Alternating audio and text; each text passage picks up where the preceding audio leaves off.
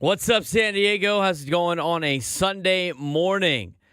San Diego Padres winners of their last 4 games, dating back to the series in Philadelphia, playing a lot better baseball, which is great to see. I'm Braden Surprenant, the host of the Braden Surprenant Show, each and every Sunday morning from 8 to 10 on San Diego's number one sports station, 97.3 The Fans. Good to be talking with all of you today. Greatly appreciate you making our day a part of yours. It's a beautiful day out there in America's finest city. I know we got some heat wave warnings out here in San Diego, but should be a great day to get out, get on the boat, get outside, have a barbecue, do what you got to do, hanging out with family, whether you're going to church or going to a travel ball game, some summer activities. Thanks again for making our day a part of yours. We're going to get to a lot of Padres talk today, obviously, as it normally is the case here on the Braden Surprenant Show. We're going to talk a little bit about their last couple of games in which the Padres have looked a lot better than they've had the previous 6 games that they had on their road trip. Now, that's been kind of the case the entire season for a team that, as we've mentioned before, has been very mediocre. That's what mediocre teams do. They win some games in a row. They look really good. Your manager goes out and says, this is who we are, this is who we could be, and then you go out there and lay some eggs every once in a while as well. So, what kind of team is the San Diego Padres team? They're still a mediocre team. I mean, I hate to say it, but that's what they are. You are what your record is. And right now, it's 41-40. A .506 winning percentage. We have now played 81 games of the season. We're at the halfway point of the 2024 season, and the Padres are 1 game above 500. Gave them the excuse at the beginning part of the year with the schedule that they had at the beginning part of the year. Wasn't that much easier in the month of June. It will get a little bit easier in August, but still, I don't know if that really matters to the Padres just because the San Diego Padres haven't done well against teams that aren't very good. We've seen that a lot this year. We've seen that a lot with the way that they have played and played down to their competition. But the Padres could get on track here with a sweep over the Brewers today as they are trying to complete a 4-game sweep over a team. That's very difficult to do in Major League Baseball. I don't want to put in built-in excuses, but it would be nice for the Padres to win a 5th straight baseball game here on a Sunday afternoon to start off this homestand before they welcome in the Washington Nationals and then make an East Coast trip to Boston before hitting up Texas as they kind of wind down that first half of the season. Again, this is the halfway point for the Padres this year. And we could go in some first half evaluation of every spot on the roster if we would like. Might mix in a couple of other things, but they're playing some pretty good baseball against the Brewers, who they've seemed to own the last couple of years. They've been very good against Milwaukee. In fact, even this year, they've already won the season series on Friday when they knocked off the Brewers, taking 4 games at least in the season series and adding a 5th yesterday and trying to go 6-1 against Milwaukee this season, a first-place team in the National League. I mean, they're 44-33. They're 11 games above 500. The Padres have done a good job beating up on the Brewers. They've done a good job beating up on the Dodgers, who is a first-place team in their own division. They did well against the Braves, who have the number 1 wild card spot. And you go through a lot of the spots in the wild card, and the San Diego Padres have done well against the teams that are the top of those wild card standings and haven't done very well against teams at the bottom of those standings. It's a very hit-and-miss team. It's a team that is like to the point where I feel like I'm saying the same thing each and every Sunday, and we're saying the same thing each and every day during the week. If you don't like what the Padres' record is, just wait about a week, and it'll be back to about 500 or where it was the previous 2 weeks before that. The San Diego Padres are almost like the weather in the Midwest or in Texas and in the South. You don't like the weather, just wait 25 minutes, and you'll get a brand new weather pattern rolling through there. That's what it's like. That's what it's like watching the San Diego Padres team. What's been really cool about this Padres team the last couple of games is they've kind of ridden into this series against Milwaukee on fumes in terms of their bullpen and in the fact that they have had some injuries, significant injuries, to some players that have had to miss some time. I mean, yesterday's lineup was ridiculous how empty it was from what it was on opening day, with not having Fernando in the lineup and not having Jerickson Profar in the lineup, and obviously with Bogaerts missing time with his injury. And the update on him this week was maybe early July, mid to late July. I mean, he's just waiting. It's not like it's a muscle injury where it's about feel. It's all about once that bone is healed, because it's a fracture, it's time to go. It's time to go. So we'll see how much longer he needs to heal on that to get Xander Bogaerts back. And we're going to talk about Xander Bogaerts in a later segment. And it kind of coincides with another segment that we have. I mean, all of our segments today kind of intertwine. They're all about different things, but they intertwine as I try to set up the show for today. Obviously talking about how great the Padres have played so far this weekend. But other things to talk about when it comes to this Padres ball club is talking about some of the bright spots, especially a guy like Jackson Merrill, who's really found his power over the last couple of weeks. I mean, he's been on a tear hitting the ball out of the yard, so I don't know what adjustment he made with the hitting staff down there at Petco Park, but he is starting to hit the ball with some pop. Padres in general are hitting the ball with some pop, trying to get some slug going. Petco Park, again, one of those places that notoriously is a pitcher's-friendly ballpark, but this year, for some reason, it has been very hitters-friendly. The Padres hitting some long balls this year at Petco Park, and that continued over the weekend, continued to last night. Jackson Merrill now up to 10 home runs, and a lot of those coming over the last couple of weeks, finding his power. I know the summer months, ball tends to fly out of the ballpark a little bit more with a lot of these players. But it's good to see Jackson Merrill not only make the adjustment to the big leagues in his first couple months of the season, but now making that adjustment to adding some power. And he's only 20 years old. I say the same thing with Fernando all the time. He hasn't even hit his man strength yet. Jackson Merrill's not even close to that point. So hopefully he can continue the success. But that leads into another segment on the show today, and we're going to get into at about 8:30. About is it panic time for some of these struggling stars in Major League Baseball? I mean, there is a lengthy list for the 2024 season for all of these slow starts for three rookies that tore it up last year that are now in their sophomore years, that are all not doing very well in their sophomore seasons, mixed with some aging veterans that have notoriously been really good, have put up almost Hall of Fame numbers, if not Hall of Fame numbers, that have come down to earth a little bit, including Xander Bogaerts. And then, of course, some 2023 All-Stars that are absolutely struggling at the dish. Just a tough year for all these guys. Is this a concern for years to come? Are you worried about that next year for potential Padres players? You know, some of the young guys having a sophomore slump. I mean, you don't want to speak some negativity into existence, but it's always something that is on your mind. It could potentially happen, which leads into the next segment we're going to talk about, and that is the very muddled National League wildcard standings that will have an impact on the trade deadline. We talked about it the last couple of weeks, and I keep saying it, and I agree with this, and I'm going to keep saying it. You have to be able to make a bold move at the deadline and win and go after winning when your window is win now. And the Padres' window to win is now with their stars that are only going to get older. And it is now when they're right there in the thick of things for the wild card. And it's right there when a lot of the question marks coming into the season, closer, outfield, who's going to play center field, who's playing left field, fifth starter. I mean, everything that was a question mark going into the season has been a tremendous surprise and a huge asset to the Padres. You got to strike while it's hot and go into the second half of the season thinking or hoping or relying on what you were relying on when you handed out these contracts, and that's for your stars to go out there and be stars. You got the best performance out of all of these question marks that were no guarantees going into the season. In fact, I would consider all of these pieces to be big rolls of the dice. Jerickson Profar is a huge roll of the dice.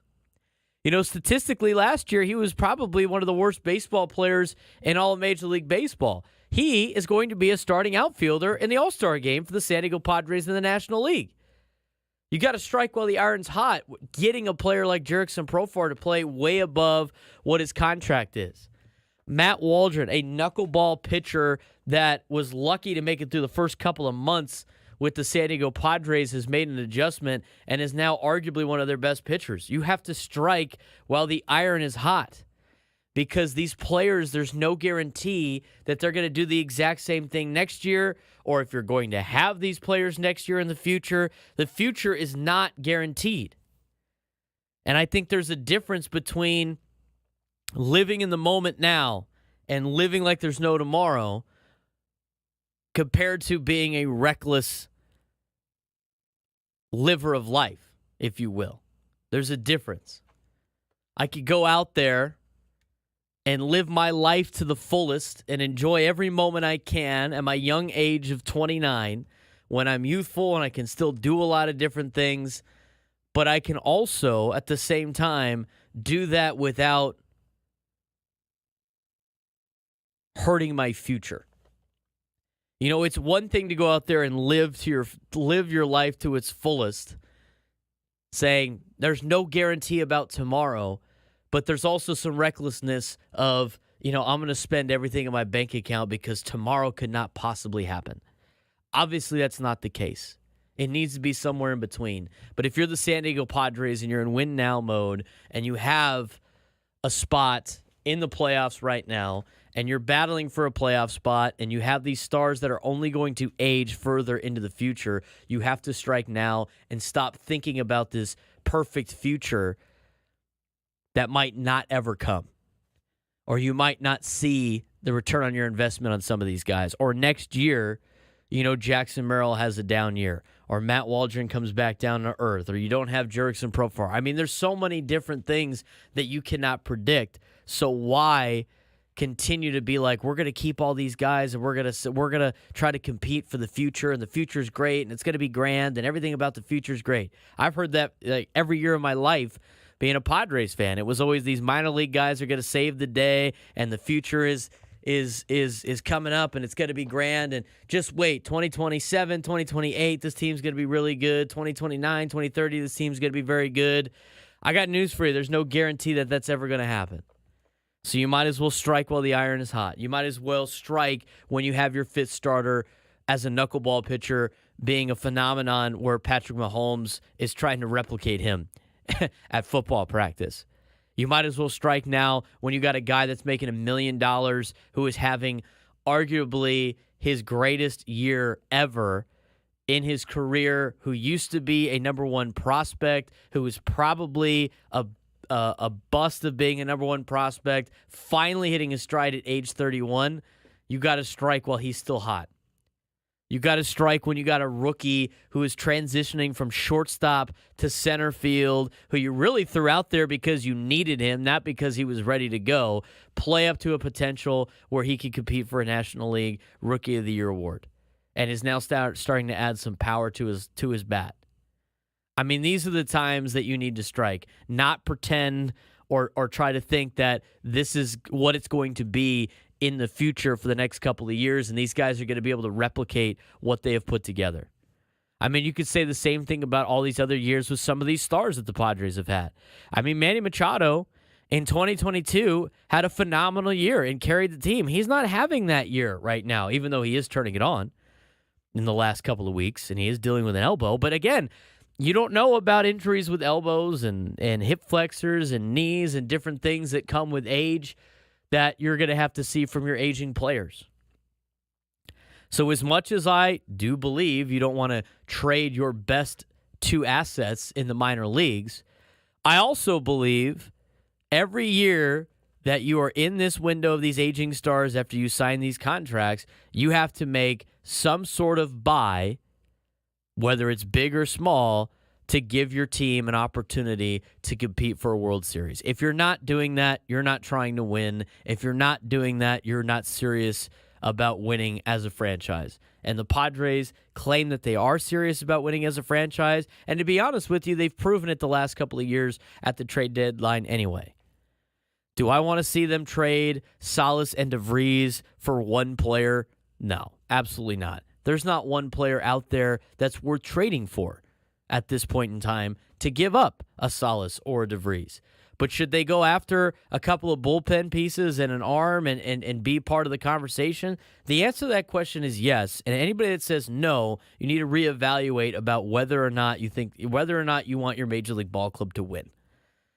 Because we could sit here and say all these things about how, like, well, they haven't proven to us that they're willing to win yet. I mean, if you live by that philosophy, the team is never going to be at a point where they can win because it's never perfect, especially for a team in San Diego that doesn't have necessarily the same resources as other teams. And I've talked about that ad nauseum multiple times on different shows. But to sit here and it's like, we're going to wait, I mean, that could be at any point in time. And by the time that they might be able to play to that point where you can add or you want to make a decision to add or sell, it might be too late. Can't just wait for some of these perfect things to align. That's never going to be the case. You can't operate a ball club like that. So we're going to dive even more into that in the 9 o'clock hour. We got a lot to talk about here on the show, on the Braden Surprenant Show. Again, each and every Sunday morning from 8 to 10. If you want to join the show, feel free to call 833-288-0973, 833-288-0973. You can weigh in on the chat. You can weigh in on all of my social media platforms at @B_SURP. Give me a follow on X. Give me a follow on Instagram. I'm on TikTok. You could also follow my YouTube page at B_SURP. We're broadcasting live on San Diego's #1 sports station, 97.3 The Fan. We're on YouTube. We're all over the place. This is the Braden Surprenant Show, just kicking off on San Diego's #1 sports station, 97.3 The Fan. A happy place comes in many colors. One that leaves you feeling refreshed. Something that gets you all fired up. Or gives you the space to chill. Whatever your color, bring happiness home with CertaPro Painters and make your happy place your home. CertaPro Painters. That's painting happy. Get started today at CertaPro.com. Each CertaPro Painters business is independently owned and operated. CSLB numbers are 105-2440, 107-1052. Hey, it's Dorothy Tran with a weekend events update brought to you by the California Association of Realtors. This Saturday, head to Encinitas for the Summer Fun on the 101 Festival. The Smooth Jazz Festival is happening all weekend at Rady Shell. And then in La Mesa on Sundays, the Sundays at 6 concerts. Buying a home in today's environment is tough. That's why you need a California realtor in your corner to negotiate on your behalf. Let's go to work at championsofhome.com. That's championsofhome.com. Lowe's knows owning a project means owning the right tools. And during Craftsman Days, you can save big on what you need from a brand you trust. Get a free Select V20 tool when you buy a Select Battery 2-pack. Plus, get your choice of the V20 string trimmer or leaf blower for only $99. Find these savings and more today. Lowe's knows home improvement. Valid through 7/10 while supplies last. Selection varies by location.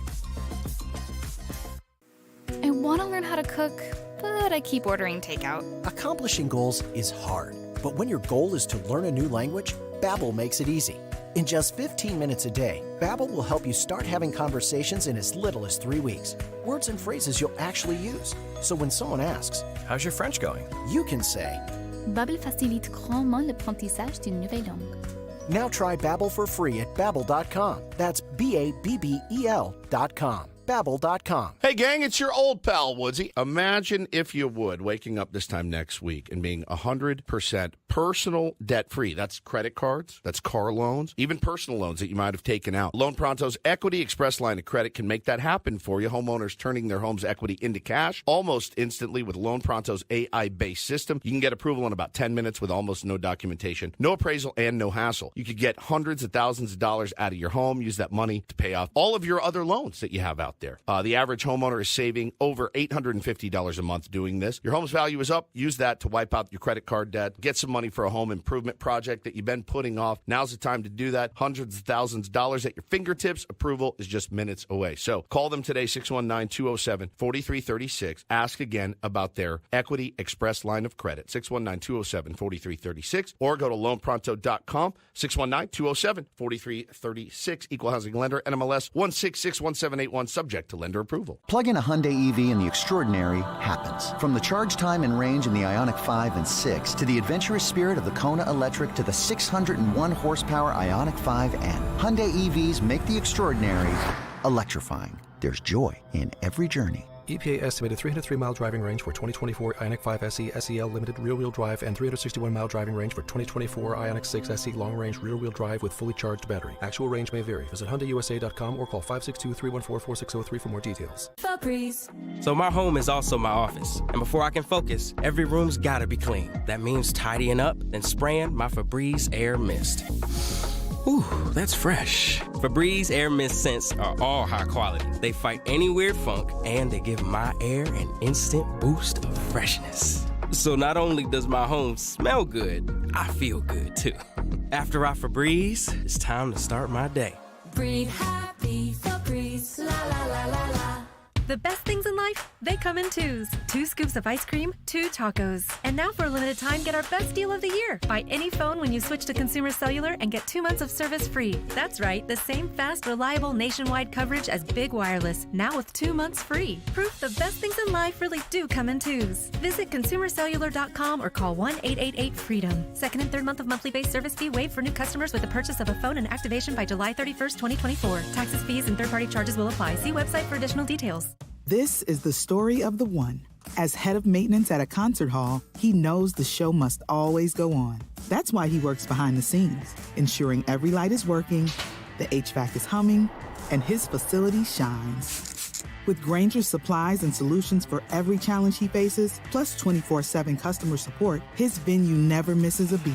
Call quickgrainger.com or just stop by. Grainger, for the ones who get it done. If you're 55 and up, T-Mobile has plans built just for you. Like 2 lines of talk, text, and data for just $30 a line. That's a 45% savings versus Verizon and AT&T. Experience all this and more on America's largest 5G network. At T-Mobile, customers 55 and up can get 2 lines of talk, text, and data for just $30 a line. Switch today. With AutoPay using debit or bank account plus taxes and fees, 45% off 2 lines versus AT&T Starter and Verizon Welcome. Plan benefits vary. See details.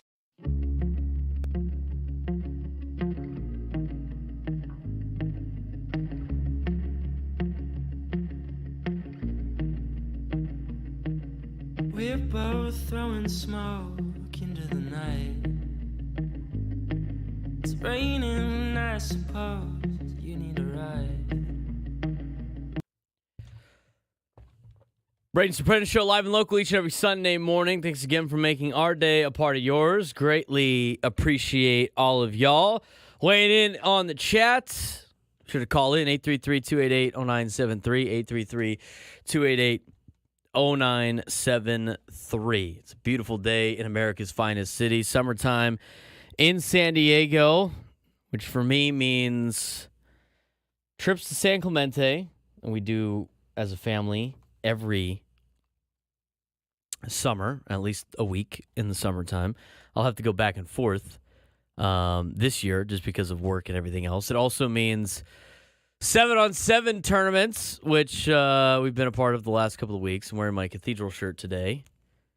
This was a 2009 shirt. That was my freshman year season before I even got there. But high school football, 7-on-7 mode. It's the build-up to football season in August. It's a great time of year for that. It's a great time of year for Padres baseball. And a great time in San Diego. So it's great. Those 5:40. I know we didn't have a 5:40 start last night because it was on Fox, but love the 5:40 starts on a Saturday night downtown.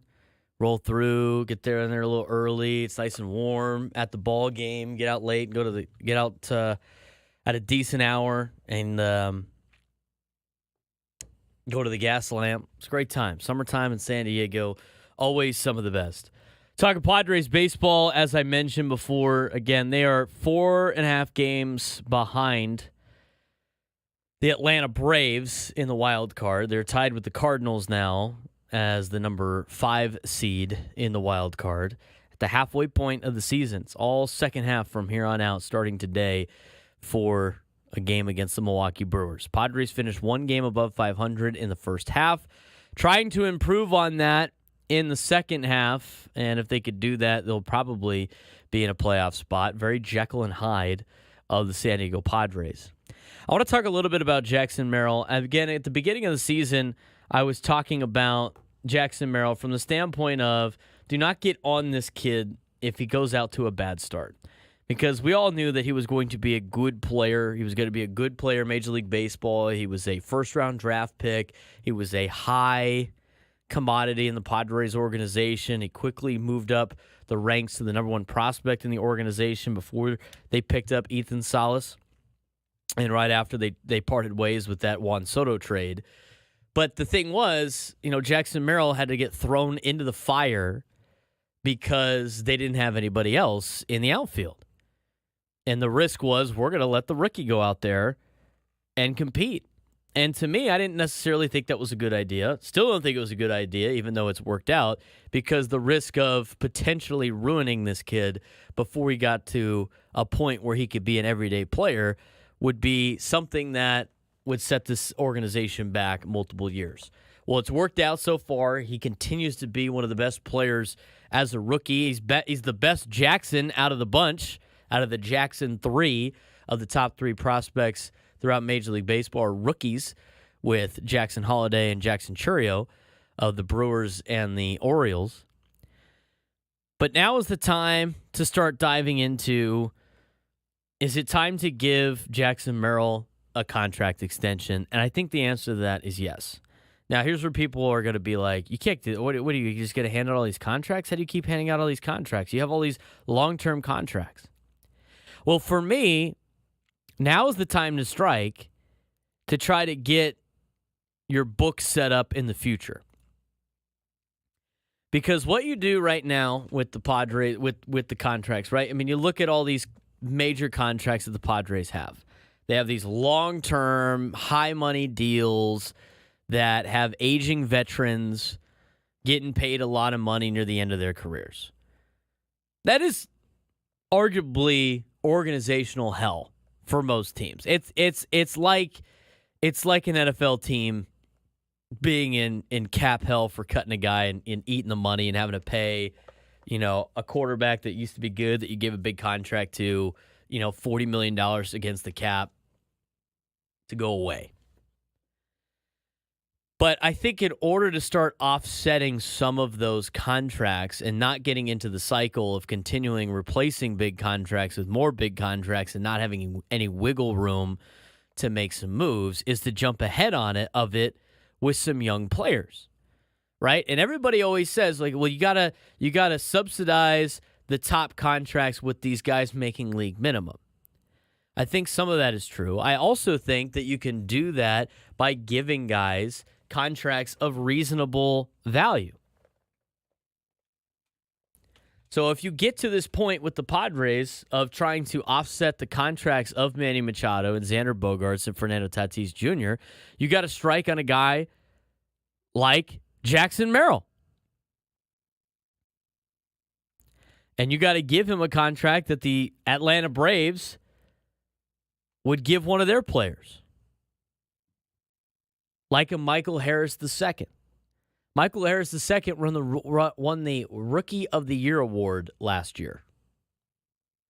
He got a 8-year, $72 million contract, and it pays him until he's about 30 years old, where he becomes a free agent when he's 30. That is a very affordable contract for any team in Major League Baseball. That is a contract that is an offer the young player cannot refuse because it buys him out of pre-arbitration, it buys him out of arbitration, and it buys him out of 2 years of free agency, and it's all cheap. You're not buying high on a guy and giving him a big contract. You're giving him a contract where you pay him $5 million, $8 million, $9 million, all under $10 million a year, which in this day and age of Major League Baseball is still a steal. And then you don't have to worry about giving him this big deal if he ends up playing above that contract, right? You take the risk. Now, the risk of that, of course, is, and I'm going to get to this in the next hour or the next segment. The risk of that is you have, this next year, Julio Rodriguez, Corbin Carroll, Michael Harris II, all having very, very poor sophomore years. So you could buy the hype of Jackson Merrill and say he's going to be a star and give him a contract extension where you're probably going to pay him less than what he is worth and keep him on the team for a long period of time during this core years to offset some of the money that you're going to pay your stars. Or you could go, well, we don't really want him to turn into Corbin Carroll next year and pay him, X amount of dollars or whatever he's getting. I have to check real quick. Corbin Carroll is getting $3.65 million instead of getting $750,000. I mean, to me, that's nothing. And risk that he turns into a bust after one season. There's a lot of players that have won the Rookie of the Year that have gone on to not necessarily be studs in Major League Baseball. But again, I'm not saying you give Jackson Merrill a 10-year, $300 million contract. That's absurd. I'm saying you give him one now in his rookie season of 8 years, $72 million, 8 years, $75 million, something around that range. Anywhere between 7 to 8 years and $70 to $80 million. Otherwise, let's say you don't do that. Let's say you don't do that just like you didn't do that with Fernando Tatis Jr. and the guy goes on another tear his next season. Guess who's less likely to sign a contract that's affordable for the team? That would be the guy that would have 2 great years back-to-back in Jackson Merrill. So to me, if you want to start offsetting contracts and keeping these guys, you better start thinking about jumping on Jackson Merrill and signing him to a contract extension if you do believe he can continue to play like he's playing. He's only played a half of a season so far. If you are buying in and you're all in on Jackson Merrill, you got to sign him to a contract extension as soon as possible. At least one that buys him out of some years and is an offer that he can't refuse. If you give him an 8-year, $72 million deal and he doesn't pan out, he's not costing you a lot of money. If you sign him an 8-year, $72 million deal and he pans out, you're saving some significant money. And guess what? When he's 30, you let him walk and you got all the best years out of him. And you got 7 to 8 years of prime Jackson Merrill playing with 7 to 8 years of prime Fernando Tatis Jr. to help offset the aging Xander Bogaerts and Manny Machado. And then all of a sudden you're paying, you can flip the contracts where paying Manny Machado $12 million seems like a steal if Jackson Merrill can live up to that hype. But for me, I think you got to jump on it as soon as you can and take the risks that he's going to be one of the better players in Major League Baseball, unless you don't believe that he is. If you don't believe that he is, and this is just like a freak first half of the season, then you don't do that. I mean, Corbin Carroll's deal is ridiculous. I don't want to give him an 8-year, $111 million contract where Corbin Carroll in 2030 is getting $28 million. There's no guarantee that in 6 years, Jackson Merrill's still going to be this player. But I'd take one out of the Braves playbook. 7 years, $72 million. Sounds good. Sign me up. And you know who's going to take that deal? Jackson Merrill. Jackson Merrill's going to take that deal because $5 million next year is a hell of a lot more than $775,000. And $8 million the year after that is more than league minimum. And $8 million after that is more than league minimum. And the 9, the 10, the 10, and the 12 is going to be better than the arbitration years anyway. It's how the Braves got so successful. If you want to keep continuing to talk about how do we pull off this grand heist of these contracts to the players like the Braves did with their top players, that's how they did it. They rolled the dice on some guys that they believed were going to be great players, and they gave them an offer they couldn't refuse. You have the opportunity to do that right now with Jackson Merrill and help your team for the future. What do you think about that? 833-288-0973, 833-288-0973. I know a lot of people are weighing in on the chat, but I think this is the time to strike on a contract extension like Jackson Merrill. What are the downsides of that? Well, it's funny you ask. There's 3 players in Major League Baseball right now that were superstars last year as early young stars that are now coming back down to earth after getting big contracts. We'll talk about those players next and some of the risks involved of a contract extension for Jackson Merrill when we come back on San Diego's #1 sports station, 97.3 The Fan. This is the Braden Surprenant Show each and every Sunday morning from 8 to 10 right here on 97.3 The Fan.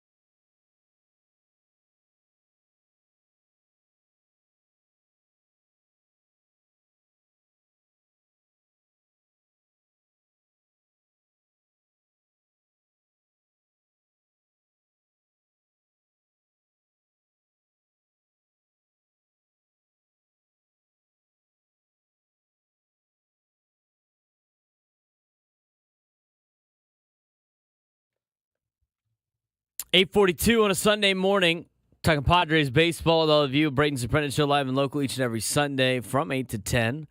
Wrapping up hour number 1. Talked about a lot of different things in the first segment. Kind of set the stage for today's conversation. If you want to join the conversation, 833-288-0973. 833-288-0973. You can also weigh in on YouTube as well. On the YouTube chat. Thanks to all of you for watching today. Be sure to give us a like on the video. Help the algorithm out. Spread the love to more Padres fans that might not know we exist on Sunday mornings on the Padres flagship station. So thanks again to the 51 of you watching on YouTube, the ones watching on Facebook, Twitter, and the guys on Instagram as well. You can follow me on all of those platforms at B_SURP. On YouTube, on X, on Instagram, on TikTok, B_SURP. Give me a follow. Help that algorithm out. We got a lot of content. I have a podcast on Tuesdays that I am a part of. We stream every Tuesday on my social media accounts at 6 o'clock. Talk Padres baseball and a lot more stuff we get into, and have some fun conversations about life and stuff like that. So that's also on Tuesdays at 6 o'clock, strictly on my social media platforms. So those are all of the ways that you can consume some content if you like what you're hearing again today at B_SURP, at BSURP on social media. So we talked about Jackson Merrill. Guy's been great. Guy's been rookie of the year caliber. Guy's been on a tear. Guy's been everything that the San Diego Padres could ask for. And my next talking point on that was it's time to start considering, if not pulling the trigger, on signing him to a contract extension. Immediately, people started freaking out in the comments. Oh, you can't give him this big deal. We gave out all these other big deals. Well, now's the time to get a guy on a contract that's favorable for the organization. When you buy him out of pre-arb, league minimum years, when you buy him out of arbitration years, when you buy him out of a couple of years of free agency and then let him be the enticing big contract where he can hit the free market at age 29 or 30. That is an offer that most young players cannot refuse because of the guaranteed money that you are going to give him up front. The risk to that, of course, is that particular player not living up to what he did in his first year. Again, we are only one half of the season into the season so far. But the thing is, for every year that you wait, it could potentially add more money to the contract. You know, one gentleman in the group chat said, like, well, I have to wait a little, maybe we'll wait till after his sophomore year to make sure he doesn't have a sophomore slump and I'm going to name some of those sophomore slumps here in a second, so it doesn't seem like we're overpaying. Yeah, but then if you wait for his sophomore year, let's say he comes out next year and puts up the same numbers and makes an all-star game, that 8-year, $72 million contract now adds $100 million. It might add $10, $20 million to it, if not $30 or $40 million. And now all of a sudden you have to give him $150 million or get close to potentially giving him the Julio Rodriguez contract, which he signed last offseason or 2 off seasons ago. He signed that 12-year, $209 million contract. I mean, the Seattle Mariners are paying him $12 million this year, and then it goes to $20 million, $20 million, $20 million, and that's not helping the San Diego Padres, giving a guy a contract like that. But the Mariners waited to make sure that Julio Rodriguez was the real deal. Well, they found out he was the real deal, and then they had to pay him as a real deal. And then Julio Rodriguez has had a poor season, at least so far. So there's no guarantee. Again, there's no guarantee of the future. You see enough of Jackson Merrill where you can go, this guy could be good. This guy could be really good. This guy is having a star-type year. Let's sign him to a contract extension now and not wait for next year just to hope that he's not Corbin Carroll and maybe we can save some money. I mean, eventually you're going to have to take a risk, and that would be the risk that he turns into Corbin Carroll the next year. And I don't even think Corbin Carroll is going to suck for the remainder of his career. I think he's more of last year than he is this year. So I don't need to give him I don't need to worry about next year him being Corbin Carroll. I think Corbin Carroll's going to turn around. He's already started to turn it around a little bit right now, but he's hitting 217. Here are the players, the young stars not taking the next step, and all of these players have contract extensions. They've already been signed to contract extensions. Julio Rodriguez, again, a 12-year, $209 million contract with the Seattle Mariners. He has already had 2 years of service time. And again, the Mariners waited. And I know they needed a face of the franchise. So did the Padres with Fernando, but they waited with Fernando. It's the same thing happened with Fernando Tatis Jr. They could have signed him in 2019 to a contract that the Braves like to give out to Ronald Acuna and Ozzie Albies. I mean, you go down the list. But they wanted to make sure he was good. I think they've learned their lesson on that. At least I hope the Padres have. But anyway, Julio Rodriguez this year, he is still hitting 264. He only has 7 home runs on the year, a 353 slugging percentage, which is not very good. 29 RBIs, the 90th percentile in hard hit rate. According to this article on ESPN.com, it's by David Schoenfield. He is an ESPN senior writer. It's an ESPN Plus article. It dives deeper into all of the struggles that Julio Rodriguez has, and then it gives a verdict on whether or not it's real or it's just a bad time in baseball. Because a lot of guys in Major League Baseball are going to go through years where they're not having great years. Obviously, I don't think that any of these next 3 players are the real player this season compared to previous seasons. I just think they're having bad years. And the averages all over Major League Baseball are down. But that's, again, the risk you take is you give these guys a contract like, well, we could have been paying Julio Rodriguez league minimum right now, and it wouldn't have hurt so bad. Hindsight is always 20/20, but if you're afraid to make a decision based on what you think the future is going to be like, you're not going to be able. You can't be in a place to make decisions because eventually you're going to have to make a hard decision, and you're not always going to get it right. I mean, there's going to be times that you get it wrong. Let's move on to Corbin Carroll. I mean, last season, Corbin Carroll was one of the most dynamic players in the game. He hit 285, he had 25 home runs, 65 extra base hits, 54 stolen bases in 59 attempts, helped lead the Diamondbacks to a World Series appearance. This season, again, he signed a contract extension. He's only making $3 million this year, but it's going to go up to $20 million in the near future. This season, he's hitting 217 with a 308 on base percentage and a 322 slug. He's got 2 home runs. He's got 23 RBIs. His average exit velocity is 87.3 miles an hour. I mean, those are numbers that are awful. If he had that last year, he would have been sent down. If he had that last year, there was no way. Or 2 years ago, I guess, because he signed the contract at the beginning of last season. There's no way they give him a contract extension.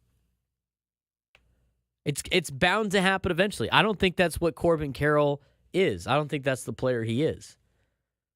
I think there's 2 parts to this conversation. I think one of the parts is Jackson Merrill's playing so well, you should sign him to a contract extension. I think that's part of this conversation. The other part of this conversation is, for as much as people are giving Jackson Merrill all this love, as they should, because he is playing out of his mind and doing great and buying the jerseys and calling him a superstar, there is a great possibility he ends up like Corbin Carroll next year. Or even like Michael Harris II, who is not putting up terrible numbers, but he has been dealing with injuries a lot early in his career.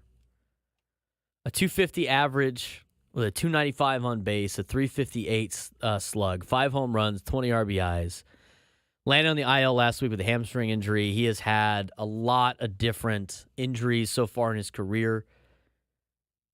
And as a sophomore last year, he started off slow, landed on the injured list, and then was hitting 163 by early June. But from June 6th to the end of the season, he hit 332 with 16 home runs. Looked like a potential all-star heading into 2024. A lot of ups and downs. He got a contract a couple of years ago. But those are the last 2 National League Rookies of the Year. Either the league adjusts to you or eventually you have a bad season, and that's going to happen to Jackson Merrill at some point. I still think it's more beneficial for you to sign him to a contract extension now and give him an offer he can't refuse that's very team-friendly, than wait to see what happens after his sophomore season, his second season in Major League Baseball. Because if you let it wait too long, then all of a sudden you have the potential of losing this guy after the 6 years is up, which is fine. You could do that too and just pay him the league minimum and then the ARB. And then when he becomes too expensive and he doesn't want to negotiate with you for a contract extension, then you'd have to pay top dollar to try to keep him and free agency in 6 years. And you're going to be like the Atlanta Braves, who ended up letting Dansby Swanson and Freddie Freeman walk after the fan base has had this emotional tie to this player that could have potentially, given them some fun history and given them some fun memories as a San Diego Padre. So that's the dilemma you're in. Sign him to a contract extension now. Wait after next year where your offer might have to go north. Again, gambling a little bit. Or don't worry about it. Use him for the 6 years. And then when he's 26 years old, 27 years old, you let him walk. Because at that point he played so well and you can't afford him anymore. I mean, those are kind of your options for the San Diego Padres. The longer you wait and the better he plays, the more money that thing's going to cost. And that contract's going to cost. 833-288-0973, 833-288-0973. If you want to weigh in on the show, feel free to give us a call. You could also weigh in on the chat. Leading you up to Padres baseball today, I'm Braden Surprenant. This is the Braden Surprenant Show. Each and every Sunday morning from 8 to 10. We talked about I just kind of want to rip through this. Again, you can check it out on ESPN.com. It was a good article by David Schoenfield about some of these aging players and some of these rookies not really doing very well this season and whether or not it's real. Aging veterans list: Nolan Arenado, Paul Goldschmidt, Xander Bogaerts. Xander hitting .219 on the season, and hopefully when he comes back, he could be a lot better. I agree with Ben Higgins, by the way, on the roundtable. If I had to pick a guy that's going to have a bounce-back second half, I'm picking Xander.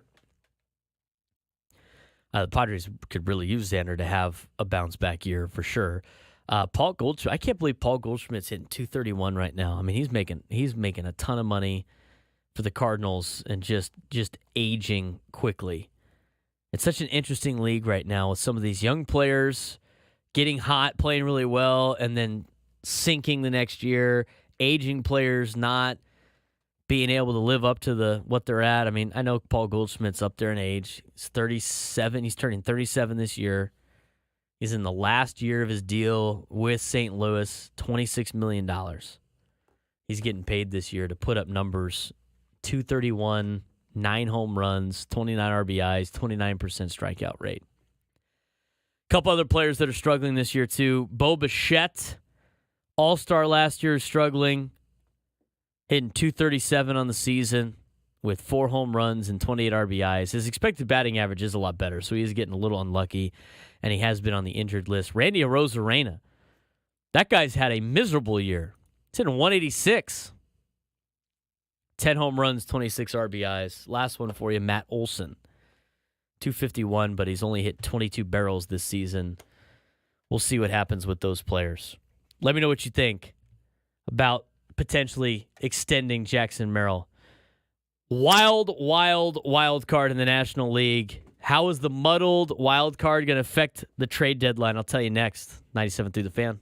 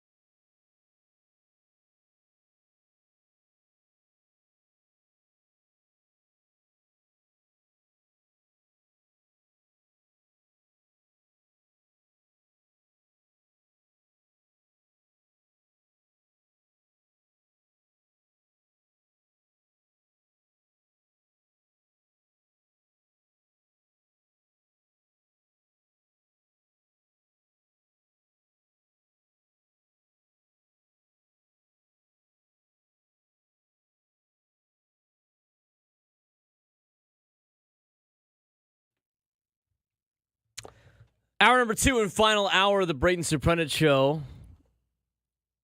Talking Padres baseball. Got into a conversation about how great Jackson Merrill's been playing and whether or not the Padres should give him a contract extension. I think they should immediately. The sooner, the better. Give him a contract offer he can't refuse. Try to offset some of those future contracts by taking one out of the Braves book. That would be my pick on that deal. Thanks again for joining us today. Weighing in on the chat. See a lot of you haven't given your opinions on that. If you want to weigh in with me on the air, 833-288-0973, 833-288-0973. Be sure to give us a like on YouTube. Smash the like button to get those YouTube likes up to match everybody watching on YouTube. You can also watch on my YouTube page at B_SURP.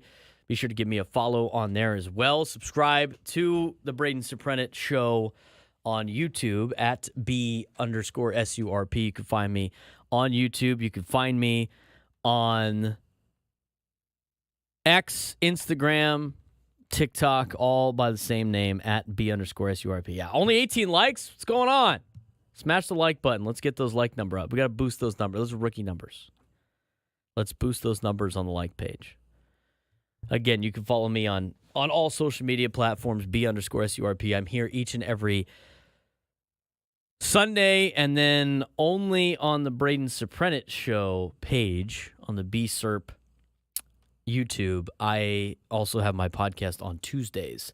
So you got to subscribe to the Braden Surprenant YouTube page if you want to see the podcast on Tuesdays. I only broadcast that on my own platforms, so we'll be on again at 6 o'clock on Tuesday. So let's get the subscribers up on the Braden Surprenant Show page as well. You can also watch all of our shows on my social media accounts on X and on Instagram. I have one. I got to bring my bat in that I got from the Louisville Slugger Museum. I had one person on Instagram ask, "Did you ever get it in the mail?" And I didn't mail it back. I sent it home with my brother, who was driving home. I did that long trip all the way back to California. So yes, it's in my room. I've had it in my room for the last couple of weeks or so. I did get it. I got it probably faster than what the mail would have done. But yes, I did get that to the gentleman in YouTube in the Instagram chat. The thing that stinks is I only see the YouTube chat. Well, I see YouTube, X, Twitch, and Facebook all populate on StreamYard. But I don't see the Instagram comments. Those are on my Instagram page, and that's on my laptop behind me, so I can't necessarily see those. But if you're watching on Instagram, most of them are my followers or some of my friends.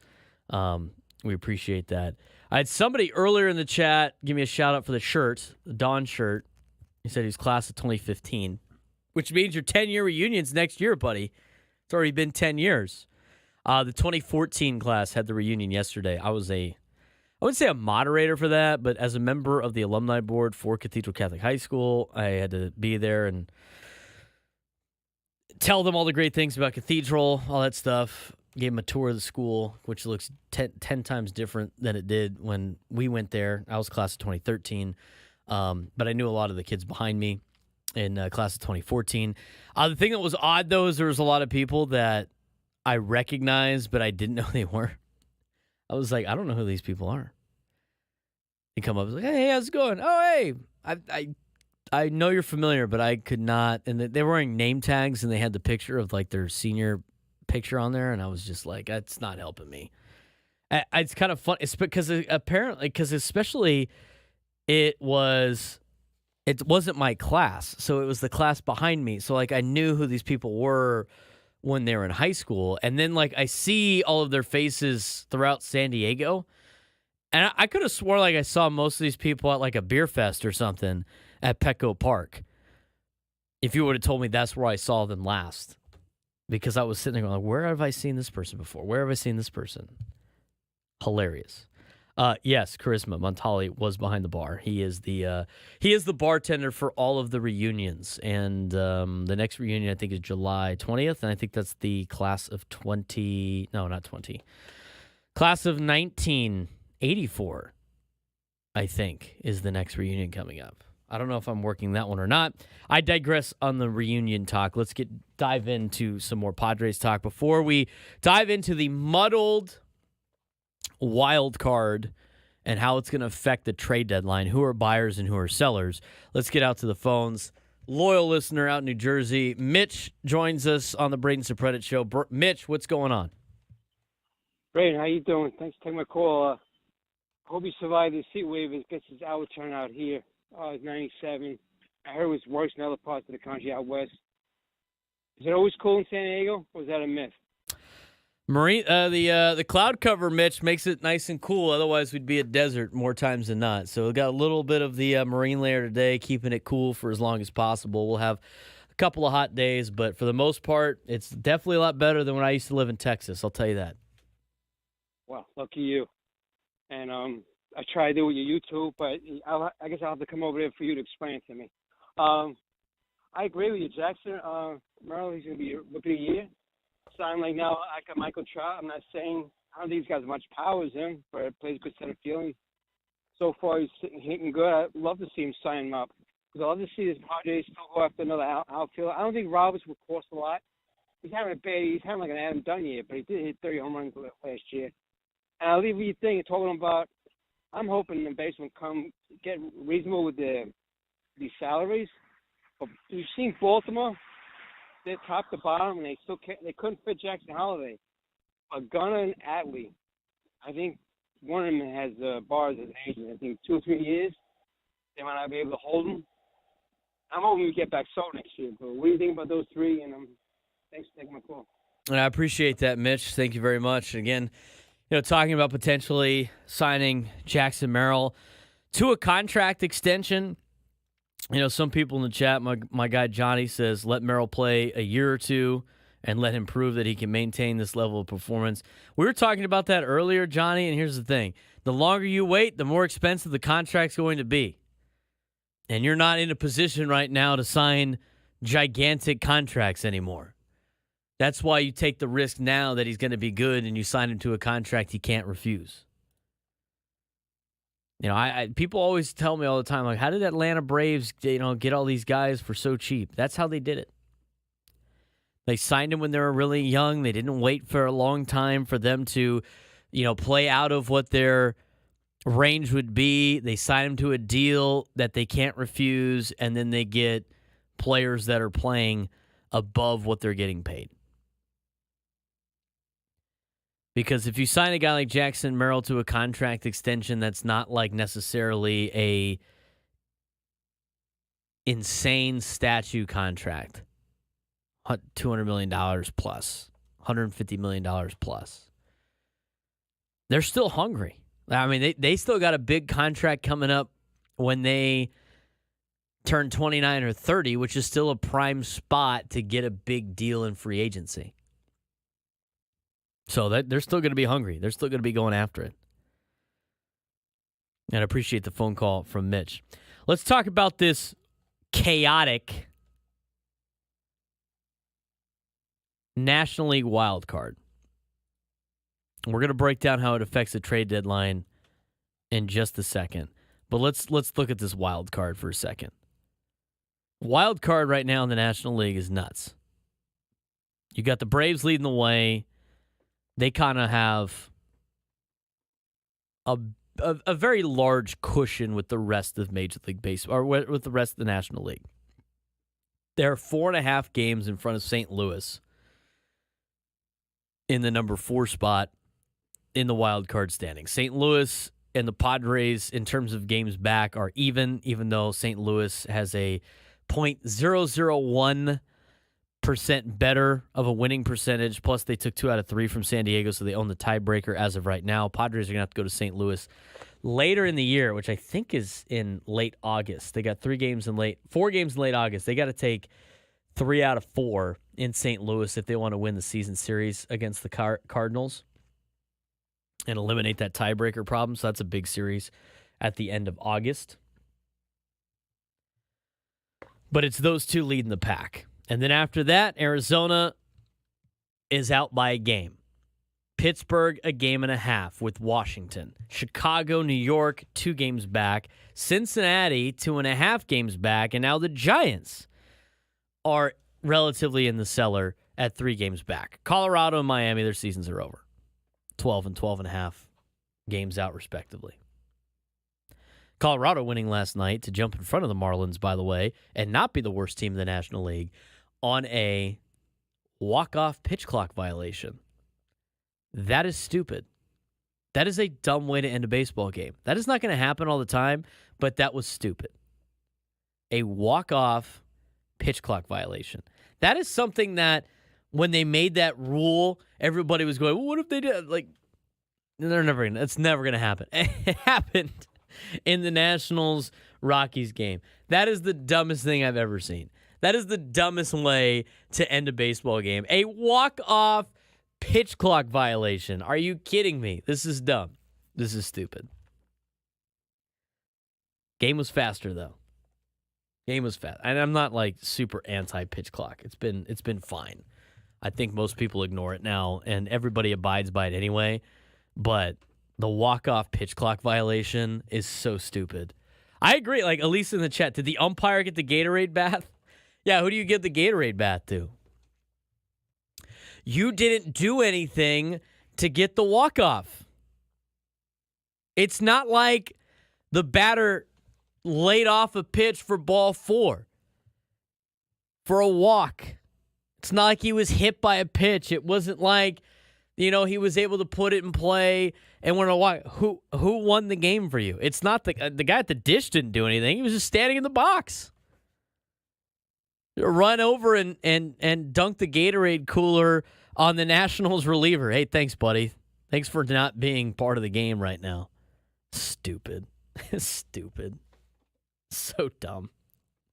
Walk off pitch clock violation. I mean, the amount of events that need to happen to make that a reality is ridiculous. You need a tie score, obviously. You need the bases loaded. You need a 3-2 count. And then you need the pitcher to not be on the rubber in time or deliver a pitch in time. Hilarious. Absolutely hilarious. Totally dumb. It's a stupid way to end a game. But thank God it was the Nationals and the Rockies, two teams that are relatively irrelevant in Major League Baseball. Anyway, back to the standings. Cardinals and Padres in the last 2 wild card spots. Diamondbacks game out. Pirates and Nationals a game and a half out. Cubs, Mets 2 games out. Reds 2.5. Giants are 3 games out. You have 1, 2, 3, 4, 5, 6, 7, 8, 9 teams within 3 games of each other in the National League wild card. That's insane. That is insanity. And most of them are just around 500. It's not like they're all good. They're just everybody's very mediocre, which I think eventually you were going to see with the new schedule where you play everybody. You realize that a lot of teams are just kind of 500 ball clubs at this high stage of Major League Baseball. The American League's a little bit different. They're a little bit more top heavy, but they got better teams. I mean, the Red Sox are a half game out of a wild card spot, and they're 41-36, and then everybody else in the American League is under 500. But you have 1, 2, 3, 4, 5, 6, 7, 8, 9, 10, 11, 12, 13, 14, 15, 16, 17. You got 17. You have more teams under 500 than above 500 in Major League Baseball, and all of them are relatively around 3 or 4 games either above or below 500, which goes back to what I said a month ago on Andy Nelston, that most teams play at a 500 clip. It's very rare that you see a team play at a ridiculous pace. They usually have a couple of winning streaks mixed in there, but to play at anything over a 500 clip is very, very impressive in a sport where everybody's a pro and it's the best players in the world. And this schedule of playing everybody every year is showing that every season, I think it's going to be like this in a battle for a playoff spot. You play everybody, and you have extra teams that can make the playoffs. And this is before that they potentially add another team to the postseason. maybe 2 more teams. I mean, they've been talking about doing an 8-team on both sides bracket for years now. And when the next CBA comes around, I would not be surprised if that is the case. And then, talk about a watered down trade deadline. And we're going to talk about that trade deadline right now for a second when it comes to the Padres, the National League, and everything else. You look at the standings in the National League wildcard race, and you have all of these teams, these 9 teams battling for 2 playoff spots right now. And that's assuming that Atlanta doesn't try to, buy, right? Or Milwaukee or LA or Philly, some of the teams that are well within a playoff spot, the 3 division leaders, obviously, and then, of course, Atlanta that has a big lead over the Cardinals for that first wild card spot. So naturally, when you have all these teams that are competing for a playoff spot, what is the natural reaction from most fans? We've had Kathy in LA talk about this a couple of times on the phone, and it's a valid point. Despite everything that I have said about how the Padres need to be all in and go after some of these players, you're going to have a lot of teams that might be all in, right? You got 9 teams that are battling for a playoff spot right now at almost the halfway point. Halfway point for the Padres. Everybody else is just almost there. You would imagine that everybody is going to be involved at the trade deadline. I don't think that's necessarily the case. In fact, I think there's probably just 4 teams that are going to be buyers at the deadline when it comes to the National League wildcard teams. I'm going to tell you those teams and why, and kind of sort out how this wild card affects the trade deadline when we come back. Braden Surprenant Show, live and local, each and every Sunday morning from 8 to 10 on San Diego's #1 sports station, 97.3 The Fan.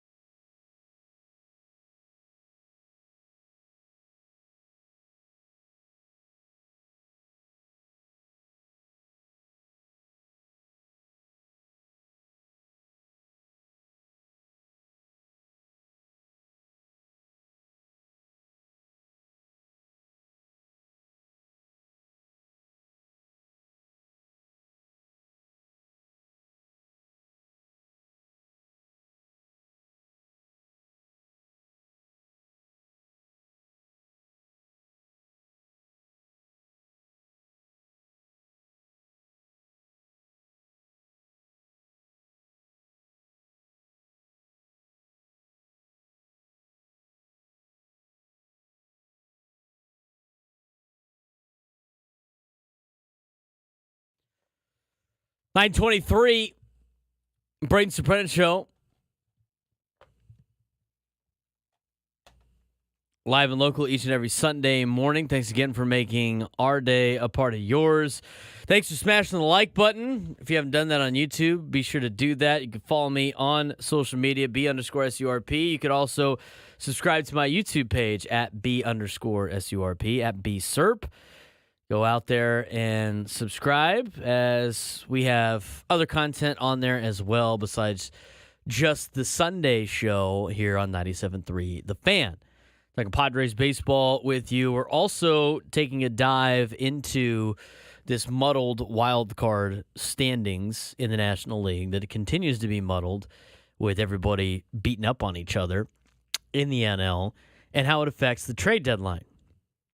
I've mentioned before, and all of these parts are still true to this day because they haven't really done anything about it. And they haven't improved in certain these spots. But the Padres are in the need of, it's kind of a laundry list to try to improve themselves from being a 500 ball club. But starting pitching help, bullpen help, power bat, which is the case for a lot of teams in Major League Baseball at every trade deadline. It's always need an arm, need a starting pitcher, need a front-end starter, need some bullpen help, need a power bat. Padres got a lot of contact bat. They don't have a lot of slug, even though they've been slugging the last couple of days at Petco Park, a park that's now a slugging park somehow. I don't know how that happened overnight, but it did. So the Padres need some more slug in their lineup as well. We've gone over the list of different guys that I would go acquire. Again, if you are looking for, because I know fans like to do this, I like to do this too. Let's try to help the ball club out. Play a little general manager yourself. These are the requirements of a player to potentially trade for if you're the San Diego Padres. Got to find a bad team that's not competing, which we're going to go through some of these spots here in a second. Have to find a player that doesn't cost a lot of money. So either pre-arb, arbitration eligible, or a small contract. And, in my opinion, and why I'm willing to trade some of these prospects, you have to have a guy or a player that has at least a year after this year of control or a couple years of control to kind of offset what you're going to lose at the end of next season, but also what you're going to lose in terms of some pieces near the top of the farm system that are expected to come up over those next couple of years. So for me, when it comes to acquiring players, I'm looking for players that can help in those spots. So I'm looking for bullpen help, starting pitching, and a power bat. I'm looking for players that are controllable, and I'm looking for players that are cheap. Because, again, the Padres have to stay underneath $10 million at this trade deadline. They got to keep everything within $10 million. In order to stay underneath the competitive balance tax, of course. Those are the requirements for the Padres. Now, who will be a buyer and who will be a seller? Because a lot of the time, and we've had people talk about this before, well, you got 9 teams in the National League that are still well within the National League wild card race to make a postseason berth. Wouldn't all those teams be buyers at the deadline? Wouldn't it be a seller's market? Well, that's assuming everybody is in a position to go win right now, which is not the case. Let's take a deeper dive into that. ESPN.com put together a list, and I agree with this list, so we'll go through it. Jesse Rogers, ESPN staff writer. Again, he goes into more detail, but he breaks up the National League wild card into adders, on the fence, and likely to subtract. That is where we're at with only the wild card team. So we're going to break up 9 teams into this list. Let's start with the for sure buyers. It's kind of near the top of the National League wild card standings. The for sure buyers, for multiple reasons, are the St. Louis Cardinals, the San Diego Padres, and the Arizona Diamondbacks, as well as the Cincinnati Reds. Those are the 4 buyers at the deadline in the National League wild card. The San Diego Padres are buyers, and I could get into more of this in the next segment, and I'm going to. They're buyers strictly on the fact that their timeline is their timeline is win now, their window is win now. It might be the end of the window with the way some of these older veterans have been playing. But the reality of the matter is the San Diego Padres are buyers because they have already made the decision to be buyers a couple of years ago. And it was the main reason why they were buyers again last year, because the window of opportunity is now. It's not in the future. It is now. And as much as you're seeing the window start to close and Padres fans start to panic on not seeing a World Series during this window and having to start over, you can't do both. And you have already made your decision to win now by signing Machado to a contract extension, by signing Xander Bogaerts, by giving Fernando Tatis Jr. a contract, and Jake Cronenworth, and Joe Musgrove, and Yu Darvish. You've made the decision. There is no guarantee in the future that that team is going to be better. I said it in the first hour. Jackson Merrill, Matt Waldron, Jurickson Profar were all part of, and even Robert Suarez, because you didn't know who the closer was going to be, because there was iffy of whether or not Robert Suarez was going to be able to be the everyday closer for the San Diego Padres, because he had been through some ups and downs in his first 2 years with the Padres. But closer, fifth starter, left field, and center field were the 4 biggest question marks on this Padres team. Those are the 4 probably most for sure things right now on this Padres team. The 4 aspects of your team that you needed to outperform and roll the dice on have all exceeded expectations. Now, that's not a guarantee that they could finish through, but you got yourselves a situation where you can work with that, and you got to go cash in while you have the opportunity, even though your veteran guys aren't necessarily playing well. I mean, if your veteran guys aren't playing well in the future, you're going to punt in the future years too? It's only going to get worse for some of those guys. You have to pull the trigger now. St. Louis Cardinals are kind of in the same boat. They got aging veterans. They have a front office personnel that has been in there for a long time. They made the playoffs recently, but they're still in win-now mode based on the way the roster is constructed. They will be buyers. The Arizona Diamondbacks, now, this is a team that doesn't necessarily have to be all in because they are young and they're at the beginning of their window, and their window opened a little bit earlier than usual just because of the run that they went on last year. But they invested $160 million in free agency. So they've made the decision that they need to be buyers too at the deadline. And they got some guys coming off of injuries, and they're expected to be part of the wild card conversation in the next couple of months. They're going to be buyers. Now, why are the Cincinnati Reds buyers at the deadline? Because, again, they're a very young team too. They're a team that's not invested a lot of money in veteran free agents. They have built from within. They have loaded up their farm system, and they're seeing a lot of those young players now compete at the major league level. They're in a buy now mode because they're close, and they need to show their fans that they can make the postseason because it's been a long time since they have. The other 3 teams have made the postseason very recently. The Padres, obviously, being in the NLCS in 2022. The Cardinals have made the wild card a couple of years ago. And then, of course, the Arizona Diamondbacks were in the World Series last year. That's why those 4 teams are all buyers. The Cincinnati Reds are a buyer because they got to prove to their fan base that they are a playoff team. So they're going to go after it, being only 2.5 games out of first place. And again, playing a lot better baseball than they did at the beginning part of the season. On the fence. Your on the fence teams are the Pirates, the Cubs, and the Giants. The Pirates, the Cubs, and the Giants have a decision they need to make. Again, they're not necessarily in a mood right now where they have to go all in. Cubs have made some smaller moves, which might indicate that they're looking to add by July 30th, but it remains to be seen how aggressive they will be if their play doesn't improve, especially given their minus 14 run differential. They got a highly rated farm system. It's getting closer to producing. The Cubs front office has a decision to make. Trade from that group this summer to win now or try to develop a long-term star, which they need. The team's performance in July will likely provide an answer. I would agree with that. I think they're still like a year or two away from being a highly competitive club. They have a couple of guys on rental deals. They're not necessarily the face of the franchise. They do have Dansby Swanson locked in for a long period of time.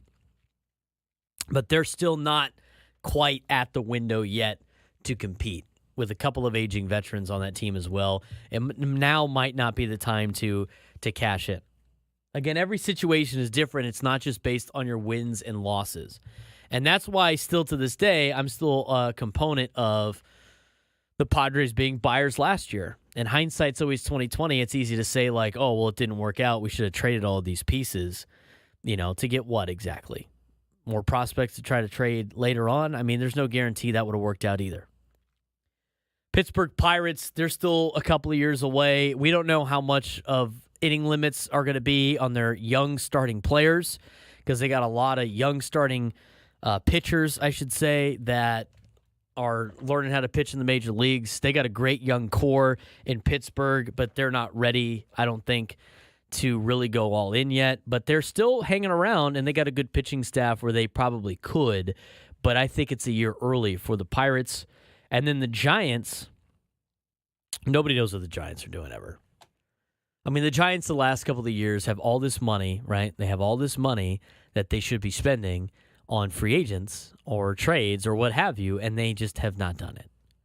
And then everybody keeps continuing to wait for Farhan Zaidi to go out there and start spending money. But according to this article on ESPN.com, when asked a bunch of executives in Major League Baseball, what do you think the Giants are going to do? The conclusion, and most of the answers from executives was, who knows? Might be the best way to sum up what the experts are saying about the Giants' most likely deadline plans. According to the article, under Farhan Zaidi, San Francisco has kept things close to the vest. Giants have landed in the muddled middle because they are void of stars in a competitive National League West that includes fellow wildcard competitors in the Diamondbacks and Padres, all of them well behind division-leading Dodgers. Maybe San Francisco does what Seattle likes to do, one scout said, a little buying and a little selling, but I'm not sure of their direction just yet. I think the Giants will continue to be an on-the-fence team up until the final moments of the trade deadline. That leaves us with two teams likely to subtract, the New York Mets and the Washington Nationals. They are two of the hottest teams in the National League right now. They're on a little bit of a tears, but just wait a week. As one scout said in this article, both could be back in 8th or 9th place. Mets might be an easier call. Obviously, David Stearns is in his first year in New York. They talked about it last year at the deadline that they weren't going to compete till 2026, 2027, or at least their departing pitchers did. I don't see the Mets buying at the deadline. I think they're on a little bit of a hot stretch. Grimace helped them out. San Diego Padres helped them out in New York to kind of give them this false sense of hope. But, they got to make a decision on Pete Alonso. I think they're going to trade him at the deadline. They have valuable pieces that could be sent away as they try to break down this roster and get rid of some of this money. Because, again, this Mets organization is the highest paid team in Major League Baseball, and they're below 500. Washington Nationals, I don't know necessarily what they have to sell. I mean, Kyle Finnegan has been fantastic. He could be a bullpen piece. I think they're going to try to trade off anything that's not tied down to the boat and continue to prepare for the future.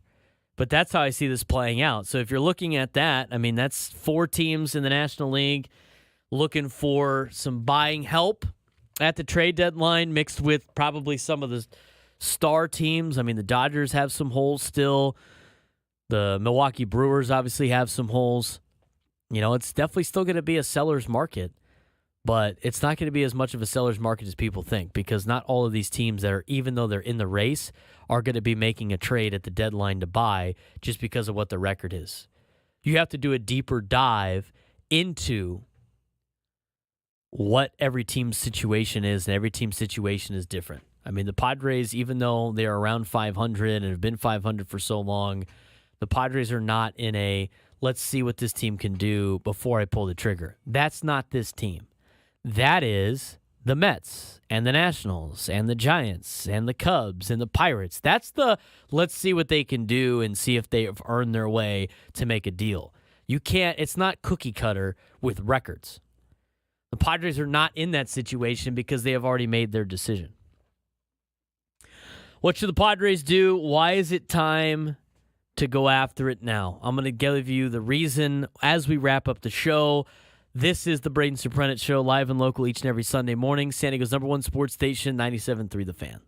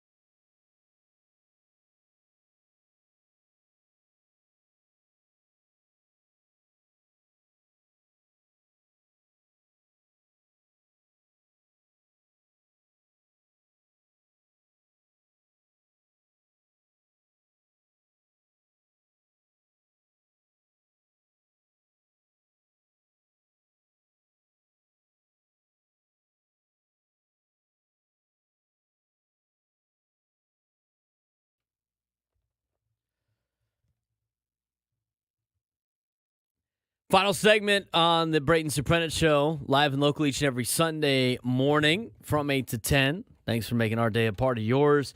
Thanks for smashing the like button on YouTube. Be sure to follow me on all social media platforms at B_SURP.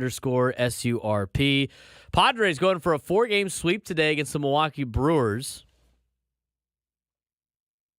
Always got to check the official time. You never know when games are on national TV and all that other stuff.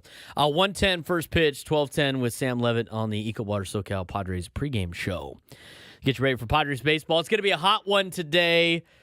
You're going down to Petco Park and you're sitting on the first base side of the stands. You better have your sunscreen and the hats and everything because it's going to be cooking out there. Right field, first base line, it's going to get hot. So be prepared for the heat at Petco Park for the game. Final game of the 4-game series against the Milwaukee Brewers. Final game of the season series against the Milwaukee Brewers. Michael King getting the start today for the Pods against the Brew Crew. The last time Michael King pitched against the Brew Crew, he almost had a no-hitter.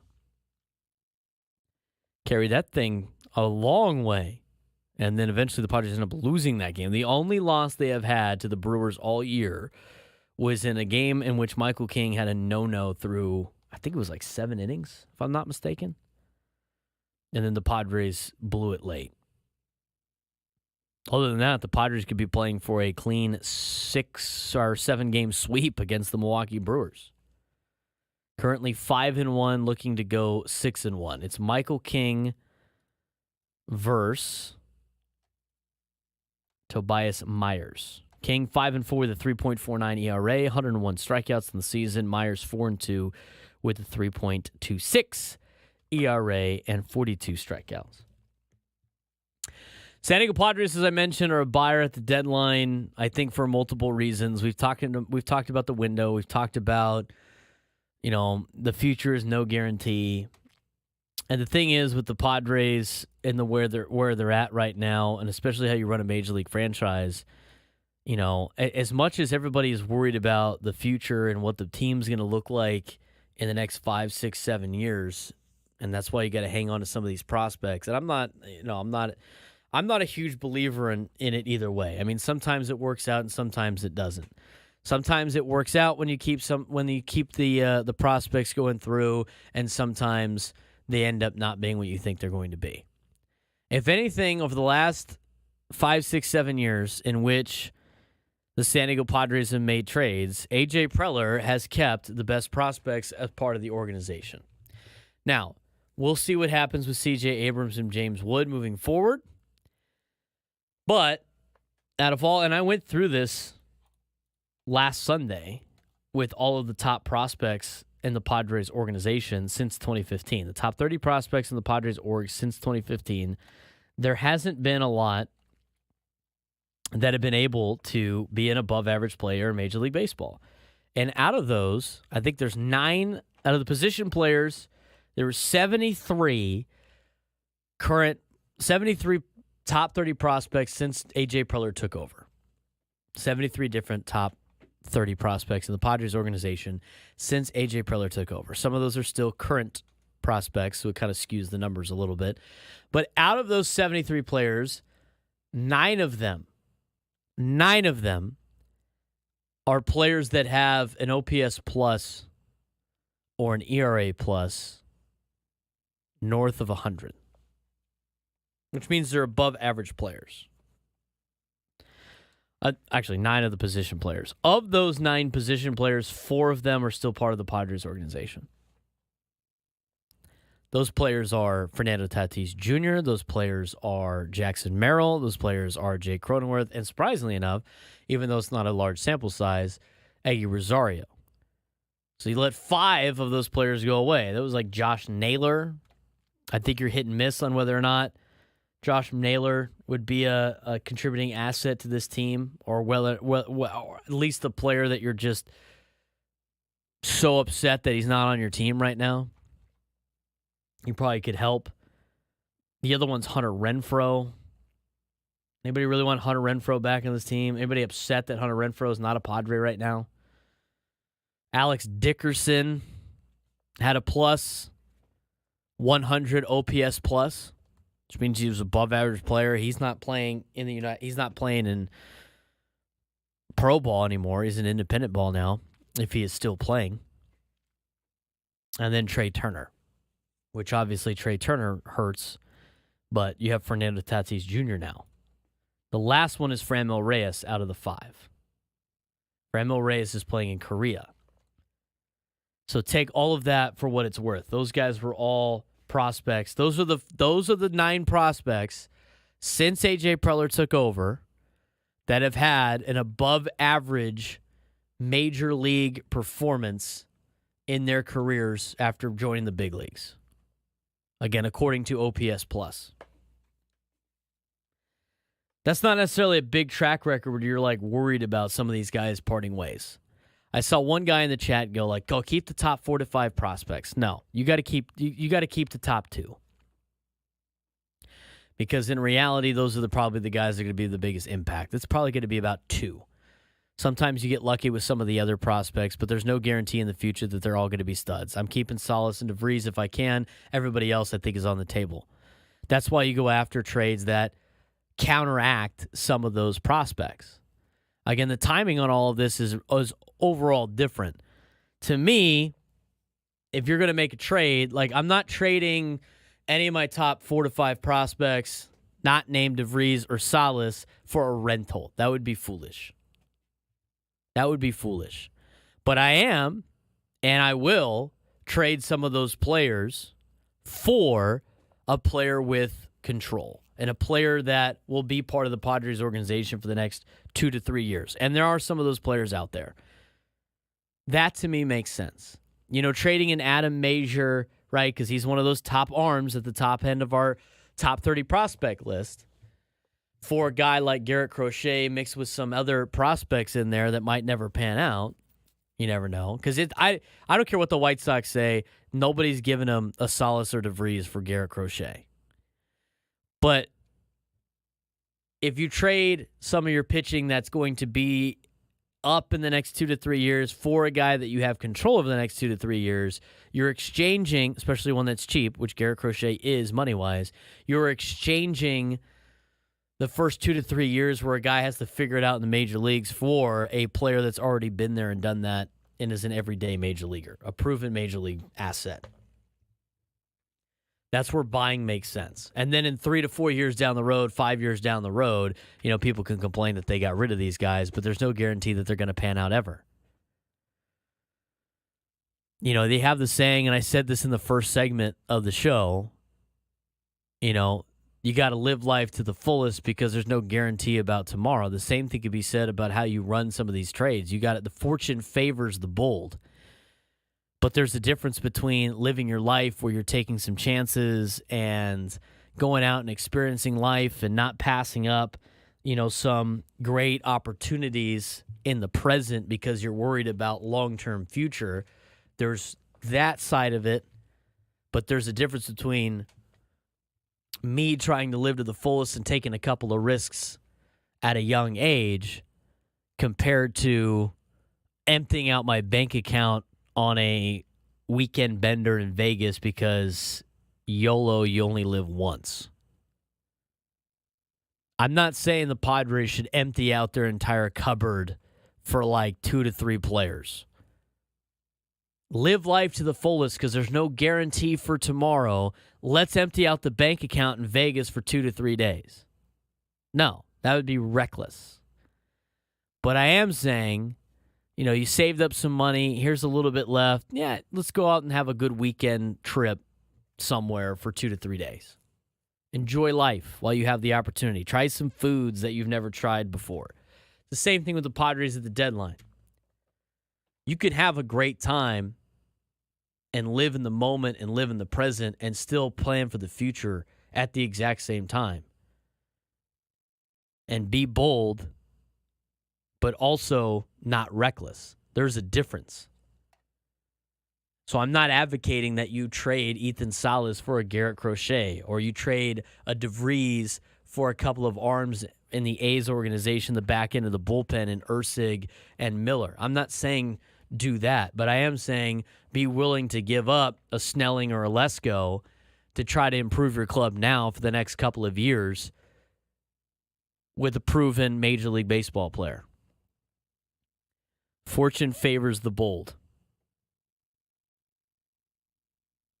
That's how I view this deadline for the San Diego Padres. They're in win now mode.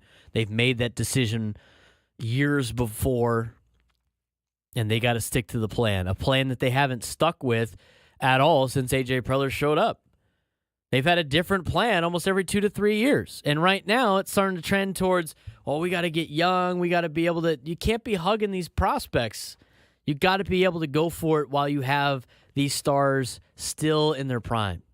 Because as much as we love the way Jackson Merrill is playing right now, and Jerickson Profar, and Matt Waldron's doing a great job, and Robert Suarez, there's no guarantee that they can match that next year, even if they're on the team or not. There's no guarantee that these guys are going to continue to be able to play at that spot. You never know what you got. And if you are in any position to win right now, you got to be all in every time you can. Because you never know who can make a run in the postseason. I mean, we saw the Washington Nationals do it in 2019, and they went on a roll, and they ended up winning a World Series as the last team in the wild card. And the last team in the wild card has done a lot of damage in the National League the last couple of years. Time to buy, regardless of what the record is. It's been a fun show. Thanks again for being a part of it. We look forward to talking to you again next Sunday from 8 to 10. I'll be on with Andy and Elston all this week.